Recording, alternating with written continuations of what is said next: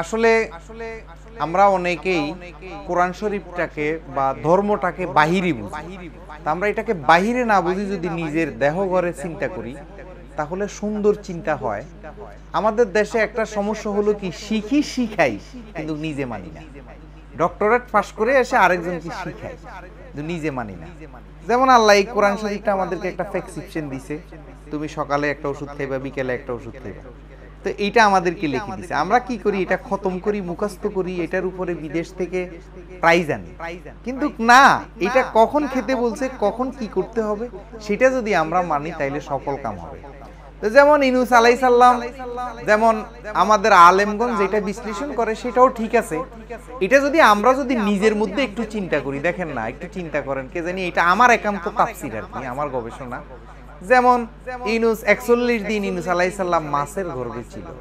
তো এইটাকে 41 দিনকে মাইনাস করে আমরা 10 মাস 10 দিন আমরা মায়ের গর্ভে ছিলাম। ইউনূস আলাইহিস সালাম পানির মধ্যে ছিল, তা আমরা মায়ের গর্ভ তো জরায়ুর মধ্যে ছিলাম, যে ওইটা ওজর ছিল, ওইটার মধ্যে কি ছিল, পানি ছিল। দেখবেন আমাদের পানি শুকিয়ে গেলে অপারেশন করে, সিজার করে। তাইলে আমরাও তো ইউনূস আলাইহিস সালামের মতো মায়ের গর্ভে 10 মাস 10 দিন ছিলাম। আমার একান্ত গবেষণা হলো যে 41 দিন মাসের পেটে ছিল সেইটা না। আমার মনে হয় একটা মায় যখন আমাদেরকে জন্মগ্রহণ করে, ভূমিষ্ঠ করে, পৃথিবীতে আনায়, এরপরে 41 দিন পর্যন্ত কোনো পুরুষ মিলামেশা করে না, এটা হারাম।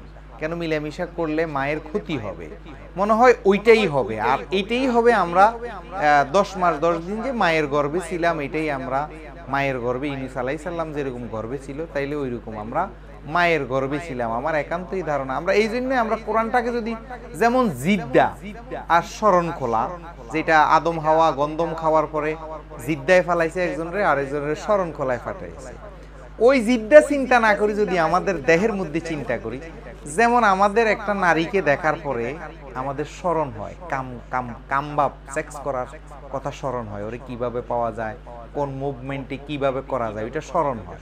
স্মরণ হইতে হইতে হইতে হইতে হইতে ওকে যখন আমরা পাই না, তখন একটু জিদ জাগে। পাওয়ার পরেও আমাদের অন্তরের মধ্যে একটা খায়েশ আসে, একটা রাগ আসে, একটা জিদ আসে। জিদ আসার পরে আমরা মিলামেশা করে আমাদের মনের একটা জ্বালা জুড়াই। তাইলে মূলত জিদটা কোথায় আসে? এই হৃদয়ের মধ্যে। তাইলে স্মরণটা কোথায় আসে? এই হৃদয়ের মধ্যে। তাইলে ওই জিদ্দা না ভেবে যদি আমরা এইভাবে কোরআনটাকে চিন্তা করি, যেমন কোরআনে বলছে খতামাল্লাহু আলা কুলুবিহিম ওয়া আলা সামিহিম ওয়া আলা আবসারিহিম গিশাওয়া। আমরা কি করি, এটাকে এই আয়াতটা দিয়ে অনেকেরে বুঝাই তার অন্তরে মোহর মেরে দিয়েছে, তার কানে সীসা। যেমন কেউ যদি আমাদের সামনে বিধর্মী আসে, নাস্তিক আসে, আমরা মনে করি যে আরে শালার ভূতের কানে সীসা মেরে দিয়েছে, চোখে পর্দা দিয়ে দিয়েছে। আমরা ওর কথা চিন্তা না করি, আমার কথা চিন্তা করি, আমার চোখেও তো পর্দা দিয়ে রাখছে, আমার অন্তরও তো মোহর মেরে দিয়ে রাখছে যে আমি এখনো মিথ্যা কথা ছাড়ি নাই, আমার কানেও তো সীসা ঢেলে দিয়েছে, আমি সত্য কথা শুনলে আমার ভালো লাগে না, আমার চোখেও তো পর্দা দিয়ে দিয়েছে, আমি ভালো কিছু দেখি না, আমি আমাকে নিয়ে চিন্তা করি। আর কোরআন বারবার বলছে আমাকে নিয়ে চিন্তা করার জন্য। এই জন্য আমরা যদি আসলে কোরআনটাকে যদি নিজের মধ্যে চিন্তা করি, আসলে দেখবেন এই কোরআনটা দেহের ভিতরেই আছে। এই জন্য আমাদের তরিকার একটা ভাষা আছে, 30,000 জাহিরি 60,000 বাতিনি। এই বাতিনিগুলোই হলো এইগুলা, এই জিদ্দাটা আপনারা বুঝাইতেছেন, যারা আমাদের দেশের আলেম সমাজ আছেন ওরা বুঝাইতেছে সৈদির জিদ্দা, আর আমরা সুফিবাদের ওলি আল্লাহগণও বুঝাইতেছি যে তোমার হৃদয়ের মধ্যে যে জিদ জাগে সেটা। আপনারা বুঝাইতেছে শ্রীলঙ্কা, যেমন আপনাদের আলেম সমাজ বুঝেছে যে জ্ঞান অর্জনের জন্য চীন দেশে যাও।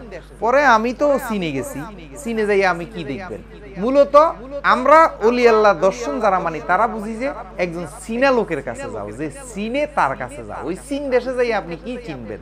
ওখানে ওরা ব্রে পরে থাকে, ফেন্টি পরে থাকে। তা আমার এক লোকে ইঞ্জিনিয়ার, আমার সাথে একজন ইঞ্জিনিয়ার বিয়েছি, সে দেখে হেসে দিছে আর ওর বাসায় কইতেছে এটা আমার কালচার, এটা আমার কৃষ্টি, তুই হাসলো কি না হাসলো। তো এই যে বিষয়টা, তো ওখানে যে আপনি কি শিখবেন, কি চিনবেন বলছে, আসলে মূলত এই হাদিসটা আমি গবেষণা করে দেখছি পরে, যে কি রে বুঝি রাসূল বুঝি এরকম ব্যাককল ছিল যে চীন দেশে যাইয়া এইসব ব্রা দেখবো, ফেন্টি দেখার জন্য বুঝি রাসূল বলবে। পরে আমি ভালো করে হাদিসটা গবেষণা করে দেখলাম যে আসলে রাসূল এই কথা বলে নাই, রাসূল বলছে চীনা লোকের কাছে যাইতে। এই আমাদের দেশের ইয়াজিদ রূপী, আলেম রূপী জাহেলগণ যারা ধর্ম ব্যবসা করে, ধর্মের বিনিময়ে টাকা পয়সা গ্রহণ করে, এই ওরা কি করছে, এই চীনা জায়গাটার সাথে যে দৈন্তান্ন আকার, এই আকারটা কাটিয়ে কইছে চীন দেশে যাইতে। অথচ দেখেন গা রাসূলের যুগে চীন কোন দেশে আছিল এটা রাসূল কইতেও পারতো না। হয়তোবা। কিন্তু দেখেন এরা এইগুলা এই বানাইছে। তো যাই হোক, একদম চীনা লোকের কাছে যেতে হবে। এই জন্য আমাদের সুফিবাদের শিক্ষাটা, সুশিক্ষাটাই হইল নিজেকে চিনো, নিজেকে জানো, নিজের দেহের ভিতরে এই সকল কিছু বিরাজমান। এই জন্য আমাদের একজন শায়ের আছে, তিনি লিখছে, কুকুর বিড়ালের বাচ্চা হলে চোখ ফুটে তার কয়দিন গেলে, মানুষ বাচ্চার চোখ ফুটে না দুঃখ বুঝাই খারে, তোর খোদা তোর সঙ্গে আছে চিনে লাও তারে। আল্লাহ কোরআনে বলতেছে গাড়ির সাহারকের অতি নিকটে, আমার আল্লাহ আমার ভিতরে আছে। এখন আমি আপনি না চিনে দৌড়াদৌড়ি করতেছি, আপন ঘরে বোঝাই শোনা, পরে করে লেনা দেনা, হইলাম আমি জন্ম কানা না পারলাম চিনিটা। আমি জন্ম হইতে পরের চিন্তা করছি, হে কেন শুনে না, হে কেন সৎপথে আসে না, হে কেন অলি আল্লাহ মানে না, আমি শুধু এই চিন্তা করছি। কিন্তু নিজে যে মানি না, নিজে যে সত্যের পথে আসি না, এটা কখনো চিন্তা করি না। এই জন্য লালন বলছে, বাড়ির কাছে আর শ্রীনগর সেটাই একজন পড়শি বসত করে।